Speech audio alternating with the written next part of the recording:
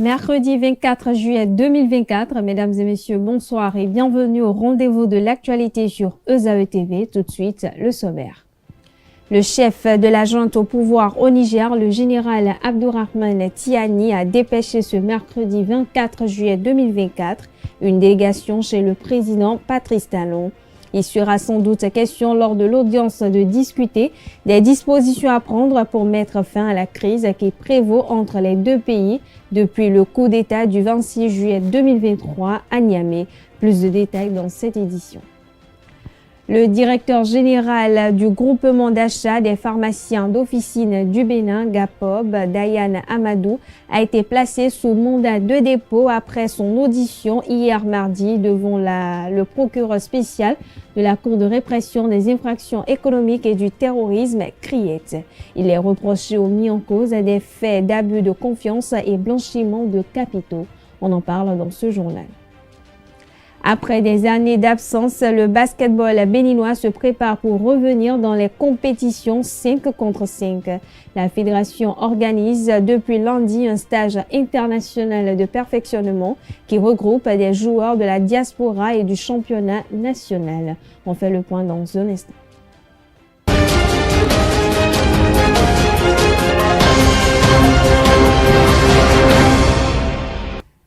À nouveau, bonsoir. Merci de nous préférer pour vous informer. Le chef de la junte au pouvoir au Niger, le général Abdourahmane Tiani, a dépêché une délégation à Cotonou. Le président Patrice Talon devrait recevoir les envoyés de Niamey pour discuter de la crise entre les deux pays.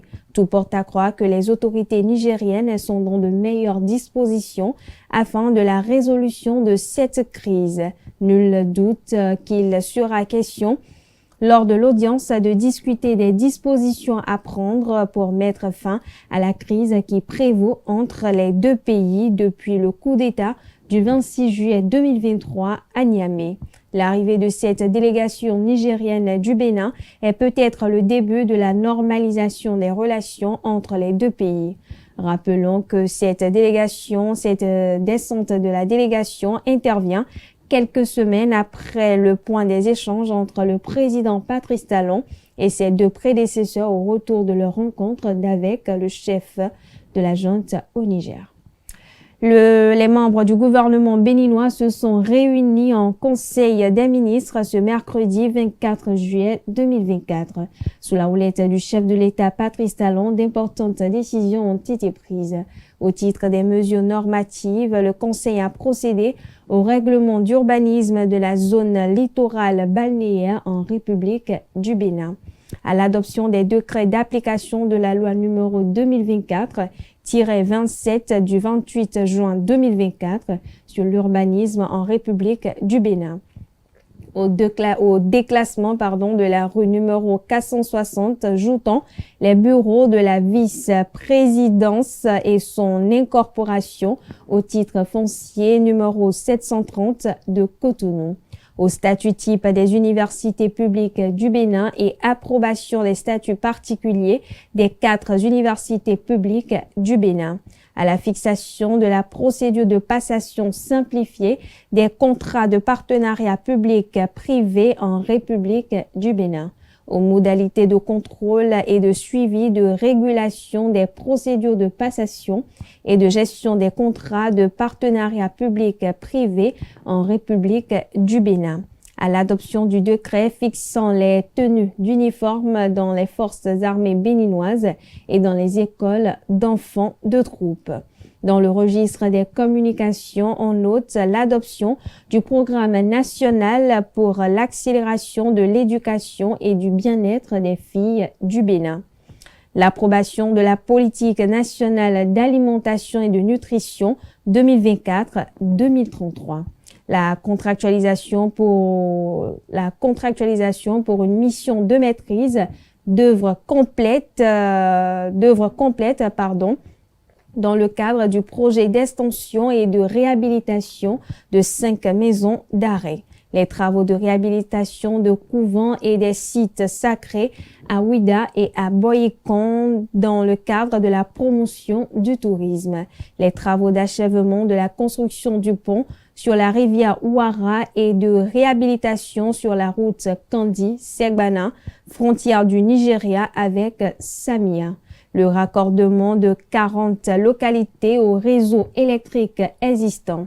Au titre des mesures individuelles, le Conseil a procédé également à des nominations à la présidence de la République, au ministère de l'Agriculture, de l'Élevage et de la Pêche, ainsi qu'au ministère de la Santé. Nous y reviendrons plus en détail dans nos prochaines éditions du journal télévisé.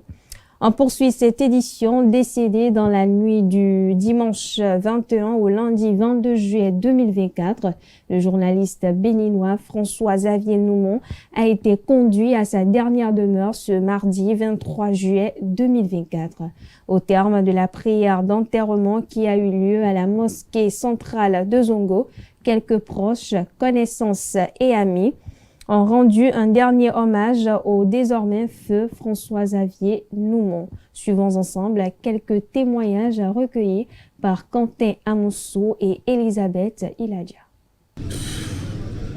Xavier, c'est un homme d'une simplicité terrible, mais simplicité aussi dans le travail, dans la profession. Je n'aurais pas voulu, vous voyez, je n'aurais pas cru que bon, voilà, je vais être là en train de parler de Xavier. Vous voyez, parce que Xavier, c'est quelqu'un avec qui tous les mercredis de 21h à 1h à 2h du matin, on est ensemble. Nous avons fait notre dernière émission le mercredi passé. C'est quelqu'un qui est très respectueux parce que il faut le dire aussi, ça compte dans la vie d'un homme. Comment vous abordez les gens, comment vous leur parlez, comment vous les comprenez. Et donc Xavier, il a tout ça en un. Et quand moi je finissais l'émission avec lui le mercredi passé, il y a 7 jours, et on a notre rituel avec Xavier. Quand on finit l'émission, on reste ensemble pendant 1 heure de temps ou 1h30, ce que nous avons fait pour réfléchir à quel sujet nous allons aborder prochainement et faire notre débriefing en quelque sorte. Donc on a fait tout ça avant que moi je ne quitte vers 1h du matin, que je quitte Xavier. Et je m'attendais à ce que, parce que c'est les lundis qui nous rappellent pour nous envoyer le sujet de la prochaine fois, donc je m'attendais hier qu'il m'appelle pour m'envoyer le sujet. Et c'est comme ça que mon téléphone sonne et qu'on me dit que Xavier n'est plus. J'ai donc compris que je ne pourrais plus avoir le sujet. C'est avec tristesse qu'on s'est déplacé de nos lieux habituels pour la mosquée centrale de Zongo aujourd'hui, où on raccompagne à sa dernière demeure un ami, un frère, un collègue.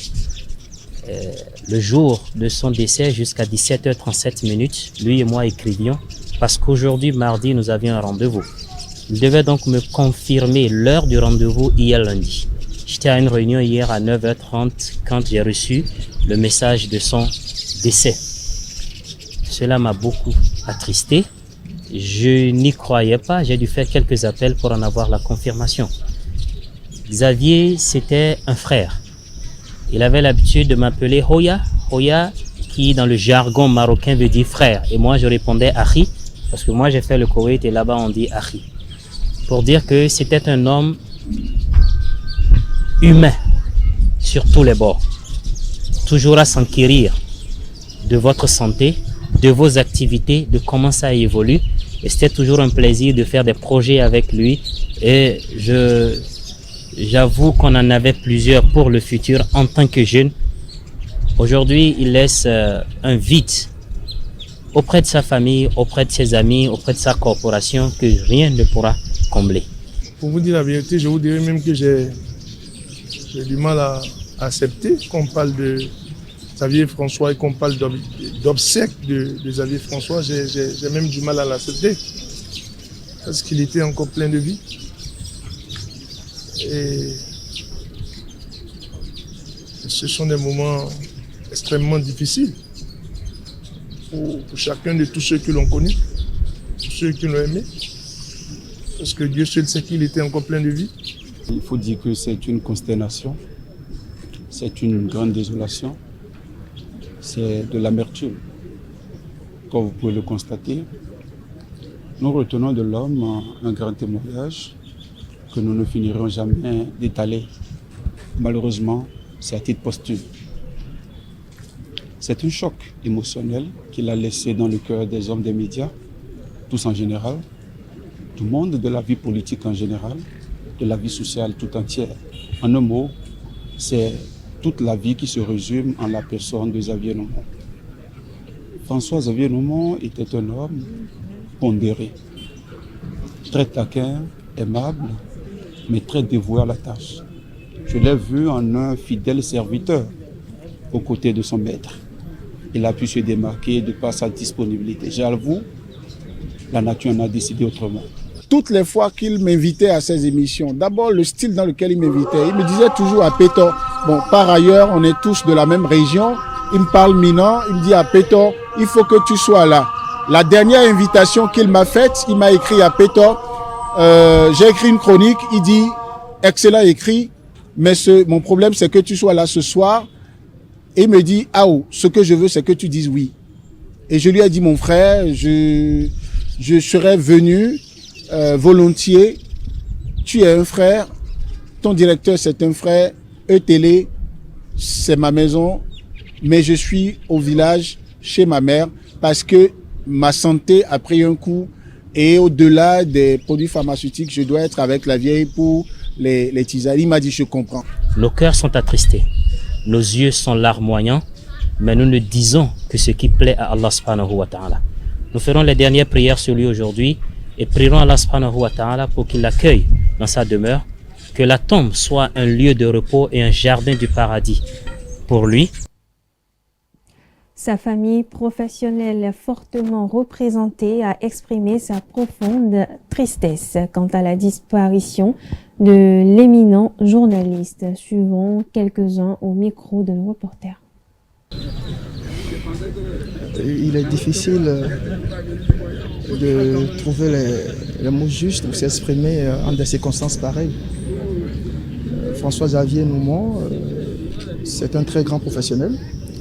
J'ai eu la chance de partager quelques plateaux avec lui et j'ai pu découvrir, j'ai été marqué par l'esprit vif de ce journaliste et sa capacité à poser les bonnes questions. C'est un grand professionnel et dont les qualités intrinsèques vont beaucoup nous manquer, sa gentillesse, son empathie. J'ai découvert, et davantage maintenant après sa disparition, qu'il était un homme de devoir et qu'il a beaucoup travaillé à réunir tout ce qui était part. Alors je retiens de Xavier un homme très calme, très patient et très coopératif. Toutes les fois où j'ai eu l'occasion de travailler avec lui ou de le solliciter, ça a toujours été avec enthousiasme, son calme olympien et en même temps celui-là qui est prêt à vous servir et à vous aider. En tout cas, j'ai jamais eu de refus venant de lui, même sur des situations les plus difficiles. Il te dit, Dada, je vais voir. Et après, on a la solution. Il faut avouer que Xavier, sinon François-Xavier Noumon, désormais feu, je ne l'ai pas côtoyé en tant que tel. J'ai eu la chance de l'avoir sur certains plateaux que j'ai animés à la radio nationale, notamment sur mon émission Tribune Hebdo. Et il m'a assuré que chaque fois qu'il serait dispo et que je l'inviterais, il passerait. Malheureusement, il n'est passé que 2 ou 3 fois. Le tout dernier souvenir que j'ai eu de lui, c'est ce soir où je revenais de Porto Novo.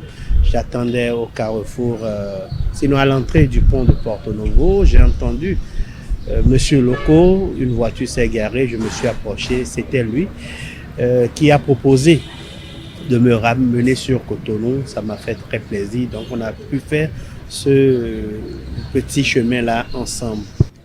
J'avoue que C'est un triste événement que nous vivons depuis quelques heures. Apprendre la nouvelle de la mort de François, ça nous a tous dévastés. François, c'était un ami, c'était un confrère. Je me rappelle de ses invitations à participer à son émission du dimanche, à savoir le Duel. Une émission à laquelle je participais régulièrement, surtout dans les années 2020-2021, surtout. Et c'est quelqu'un qui inspirait beaucoup par son professionnalisme, par sa solidarité, par son hospitalité.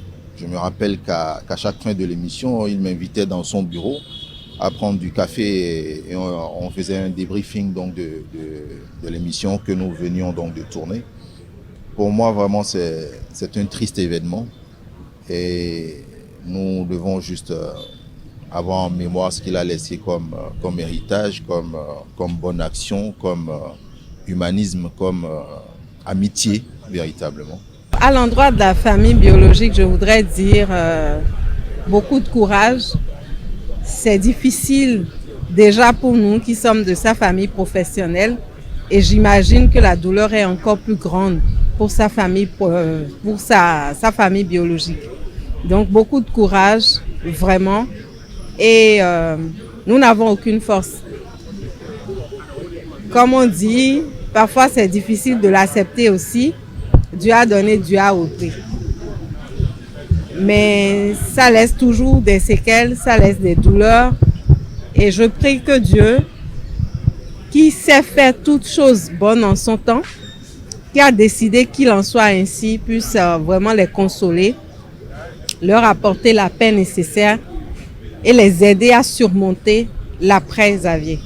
À l'endroit de toute notre famille professionnelle, je voudrais nous dire une fois encore mes sincères condoléances parce que malheureusement, depuis quelques semaines maintenant, les nouvelles ne sont pas du tout bonnes dans notre famille professionnelle. Et je vais nous inviter, tous autant que nous sommes, à prendre soin de nous, à faire plus attention à nous et puis beaucoup de courage, tout simplement. Nos sincères condoléances à toute sa famille et aux professionnels des médias. Que son âme repose en paix. Dans un autre registre, le président de l'Association nationale des communes du Bénin, ANCB, Luc Setonji Atroko, a procédé le vendredi 19 juillet 2024 à Lokossa au lancement des travaux de la première session de la commission économie et finances locale de la dite association. Ce moment a été l'occasion d'évoquer les objectifs de cette commission. Le point dans ce reportage signé Aneldo.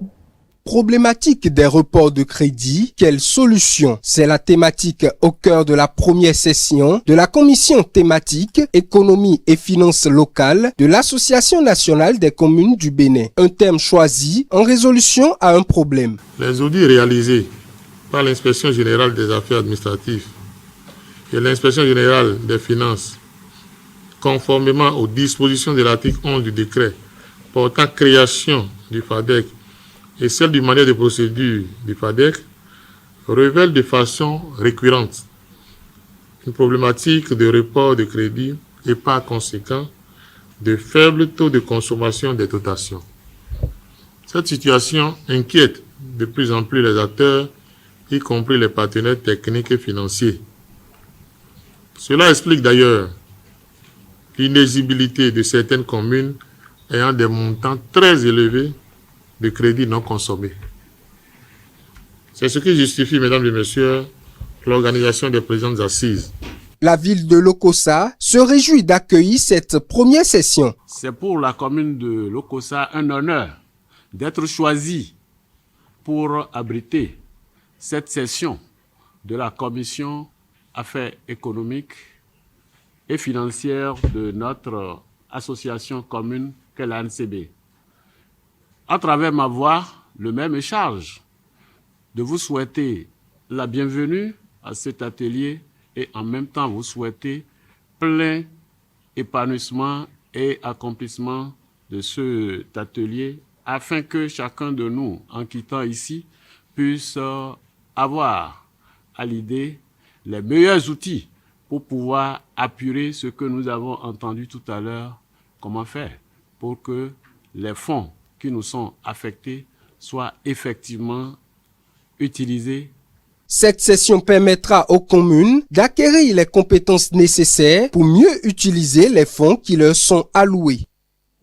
Autre information dans cette édition, le directeur général du groupement d'achat des pharmaciens d'officine du Bénin, GAPOB, Dayan Amadou, a été placé sous mandat de dépôt après son audition hier mardi 23 juillet 2024 devant le procureur spécial de la Cour de répression des infractions économiques et du terrorisme, CRIET. Il est reproché à Dayan Amadou des faits d'abus de confiance et de blanchiment de capitaux. Son interpellation fait suite à une plainte datant de 2023 des ayants droit de la pharmacie Ogalla à Porto Novo après un audit de gestion. Pour rappel, Dayan Amadou a été interpellé le mardi 16 juillet 2024 et a passé une semaine de garde à vue à la brigade économique et financière BEF. Son procès à la CRIET s'ouvre le 12 août 2024 à Cotonou. Dans un autre registre, le mariage est perçu comme un acte solennel par lequel un homme et une femme établissent entre eux une union dont les conditions, les effets et les dissolutions sont régis par le code civil ou par les lois religieuses. Un mariage pompeux est-il une preuve d'amour ou de l'exhibition? Au micro d'Abdelkader Achirou, Nagbo Missirou, Romain, sociologue de formation, prêtresse de Fa, dignitaire des rites et cultes endogènes, s'est prêté à la question. Suivez un extrait de ses propos. Je dirais que c'est l'acte peut-être par lequel deux personnes décident de passer leur vie ensemble. Je préfère ne pas préciser de sexe parce qu'avec l'évolution du monde, parfois c'est le même sexe et ils sont quand même mariés. Donc pour moi, c'est un peu ça ce que je mets dans le mariage. Ça peut être formel ou alors s'aligner sur les lois. Et là, je parle du mariage civil ou bien s'aligner sur les règles coutumières ou religieuses. Donc voilà, c'est révolu. Là, pour être sincère, c'est la dernière de mes préoccupations. Parce que pour moi, il n'y a pas de jour particulier pour dire qu'on s'aime et qu'on va se mettre ensemble. Mais si je veux faire l'option de ne pas descendre d'ailleurs que de la terre, je dirais que c'est le jour qui symbolise, comme je l'ai dit, la matérialisation, la concrétisation de cette décision de la vie à deux. Aujourd'hui, moi, je prends ça plus comme, je ne sais pas s'il faut parler d'un enchaînement, parce que si vous êtes juste en train de sortir, de vous voir, si ça ne va pas, on peut encore reculer. Mais pour moi, quand on fait le mariage, il faut tout faire pour que ça fonctionne. À partir de ce moment, le jour du mariage, pour moi, symbolise qu'on se fait enchaîner et qu'à partir de ce moment, quoi qu'il arrive, il faut déployer les forces, la carapace qu'il faut pour y rester et que ça fonctionne. On parle toujours de relations. Dans les relations professionnelles, un collègue est défini comme une personne qui exerce la même fonction qu'une autre ou qui appartient au même établissement. Peut-on entretenir une relation amoureuse avec son ou sa collègue? Élément de réponse dans ce propos recueilli signé Francis Farami. Quand on a embauché la femme et dans la société, elle est ta patronne, tu es obligé d'accepter. Vous pouvez travailler dans la même société, mais cela ne gêne pas. Il suffit de te maîtriser, c'est tout. Je ne vois pas pourquoi les gens peuvent être contre ça. S'il y a autre chose qu'on soutient derrière, c'est autre chose. Mais que ta femme travaille dans les mêmes endroits que toi, moi je ne vois pas qu'il y a un problème là. À la maison, vous vous connaissez comme femme et mari. Arrivé au boulot, chacun se trouve dans son boulot. Et dans son département de boulot, non? Moi je ne vois pas pourquoi. Ou bien, si tu es un homme qui a l'habitude peut-être de cacher certaines choses concernant ton boulot à ta femme, c'est autre chose. Ou bien si c'est le cas de la femme, c'est aussi autre chose.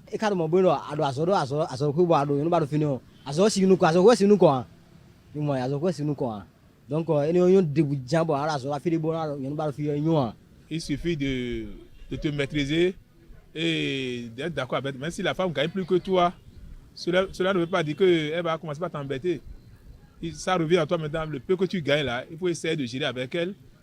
Et tu lui laisses le temps. Il ne faut même pas regarder si elle gagne quelque chose. Là, je pense qu'elle est obligée de revenir à ces choses-là. Alors, au fil du temps, si mettons, mais puis si oui, béton, mandormia, si houbloa, mon Dieu, béton, qui gagne, bado, géré, mais quoi, si mettons, pour le fil du temps, et nous, comme mettons, et n'a petit temps, et n'a pas de temps. Alors que, caléado, mon, vivi sont des médias, rien, si oui, bien, temps, rien, si houblo, rien, quoi, si y a temps pour, mina, wazo, le fil du temps, bona, no, hors du temps, ça, bona, so, jamais, vivi, non, des mers. C'est beaucoup même mieux de souhaiter qu'on ait une femme qui fait peut-être la même chose que vous. Entre vous, à la maison, il y aura les débats concernant le boulot. Azora sokwe de yon si ba yon no finir. Ne zo ma si ba yon no finir. We yo ni do ado yon ba la sokwe monto azokwe na gba. We go sisi so na de ya po yon no po misi do sisi ni mi de le ya. Yon na pon kumonwe. Parce que ado hodoni. Et puis on parle sport à présent. Après des années d'absence, le basketball béninois se prépare pour revenir dans les compétitions 5 contre 5. La fédération organise depuis lundi un stage international de perfectionnement qui regroupe des joueurs de la diaspora et du championnat national. Des détails avec Seton Delarios Adjagweno. Le Bénin, bientôt de retour dans les compétitions de basketball 5 contre 5 FIBA. Une vingtaine de joueurs de la diaspora et des meilleurs de la Ligue Pro effectuent du 22 au 29 juillet 2024 un stage de perfectionnement sur le parquet du centre EIA. Ce camp va nous permettre à la fin de faire un tri entre nos joueurs qui sont ici, qui seront challengés par ceux de la diaspora, des États-Unis, de l'Europe. Nous allons faire une sélection de 16 à 18 maximum qui vont être ceux qui vont animer ces compétitions que nous envisageons à partir de 2025. Sous la houlette du sélectionneur national, les guépards basketteurs font travailler les stratégies d'équipe, les tactiques, afin de créer une osmose au sein du groupe. On voit qu'ils savent pourquoi ils sont là. C'est pas une club, c'est pas une association. Là, on joue vraiment pour le pays. Et je pense qu'ils ont pris conscience de ça. C'est très important. Parce que là, c'est quand on représente un pays, on ne peut pas se permettre d'être au moindre effort. Il faut donner tout ce qu'on a. Les gars ont été sérieux, ils ont découvert des nouvelles techniques de travail. C'est important. Maintenant, on va travailler plus sur l'aspect technique, tactique, les systèmes défensifs, les systèmes de jeu à 2, à 3, transition, etc. On va vraiment essayer de travailler pour que tous les joueurs se comprennent. Au bout de la première séance d'entraînement, le groupe affiche un bon état d'esprit. Ça fait vraiment plaisir de voir cette entente entre tout le monde, les joueurs de la diaspora, les joueurs locaux. On s'entend déjà tous bien au bout d'un seul entraînement. Donc, c'est de bon augure. On apprend beaucoup avec eux, je suis vraiment content. Et puis la relation elle est super bonne. On dirait qu'on se connaissait depuis bien longtemps. Alors on a passé juste une seule nuit à l'hôtel. Le 55 c'est sur l'échelle mondiale, ça a beaucoup plus de visualité que le 3 contre 3. Donc si la fédération a décidé de lancer ça, c'est plutôt bon pour le sport béninois. Les joueurs de la diaspora expriment leur fierté de défendre les couleurs de leur pays d'origine. Je suis très attaché à mes racines et de pouvoir représenter le pays via le basket, c'est un grand honneur. Donc je suis très heureux. Je suis trop content de jouer avec Bénin, avec l'équipe et pour les nations. Très content d'être ici. Ça fait 6 ans que je cherche à parler avec la fédération, voir comment ça, pour qu'on fasse quelque chose, parce qu'on est une nation qui est forte et je sais que si on met les moyens, on va pas faire quelque chose de bon. Après plusieurs années d'hibernation, la relance des équipes nationales de basketball 5 contre 5 est un projet initié par la fédération et mis en œuvre depuis 2022. En marge de ce stage, la fédération organise un atelier de renforcement des capacités des arbitres fédéraux, des kinésithérapeutes, des masseurs, des entraîneurs, détenteurs de Young Coach ou Start Coaching niveau 1 ou niveau 2, FIBA Afrique ou Level 1, FIBA 1.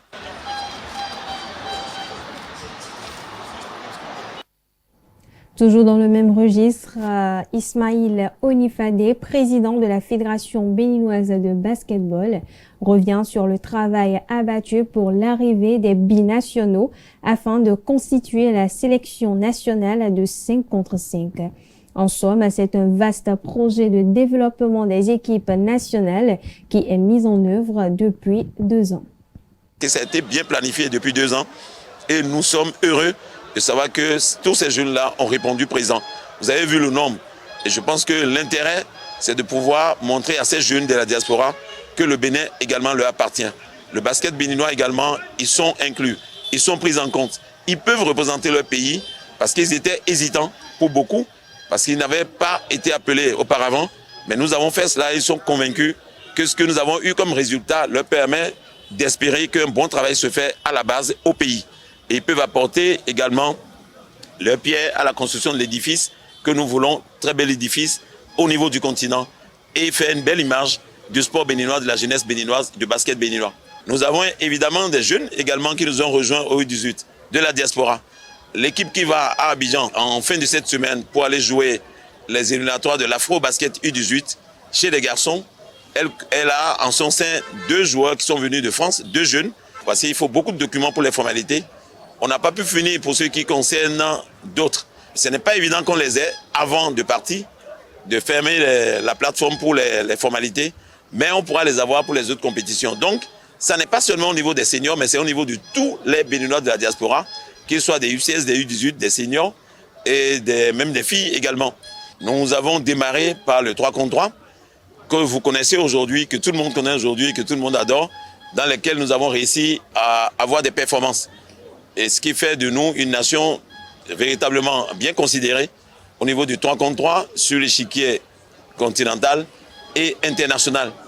Donc nous avons encore cette année à jouer une édition de mondial, des phases finales du monde, au niveau des U18 et également des U23. Et nous avons fait des performances l'année dernière avec les U23 à Lublin en Pologne. Et d'une discipline à une autre, on parle judo à présent. La phase finale des championnats nationaux de judo édition 2024 s'est déroulée samedi dernier au Hall des Arts, Sports et Loisirs de Cotonou. Plus de 100 judokas ont rivalisé d'ardeur pour le Graal. Reportage signé Setonde Larios Adjaboueno. Les combats sont rudes et tactiques. L'adversité saine. Newaza, Taishiwaza, Nagewaza, sur le tatami, les judokas béninois usent chacun de sa technique pour remporter le titre de champion du Bénin 2024.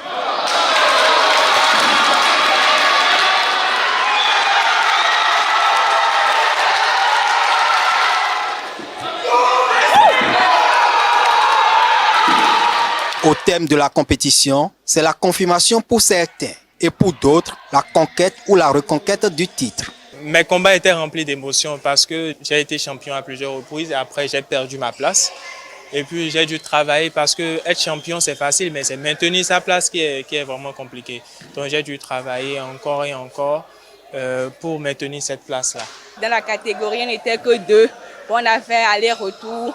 La première fois, je l'ai battu. La deuxième fois, elle m'a battu. Et pour la troisième fois, je l'ai battu. Là, ça m'a permis d'être championne de ma catégorie. Donc, j'exhorte les filles à surtout revenir au judo. J'attendais une fille particulièrement, pour dire une Rosine.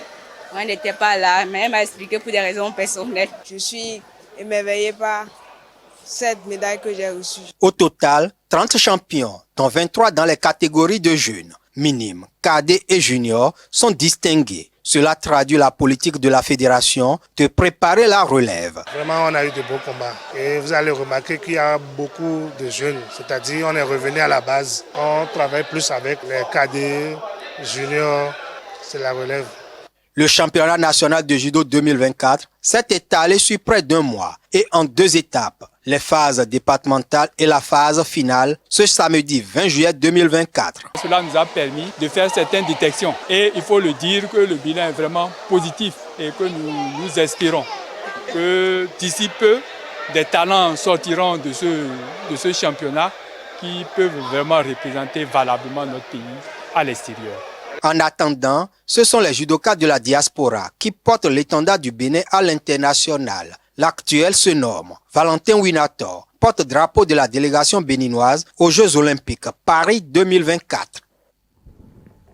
Et c'est la fin de cette édition. Merci de l'avoir suivi. Merci de votre fidélité. À très bientôt pour le même plaisir.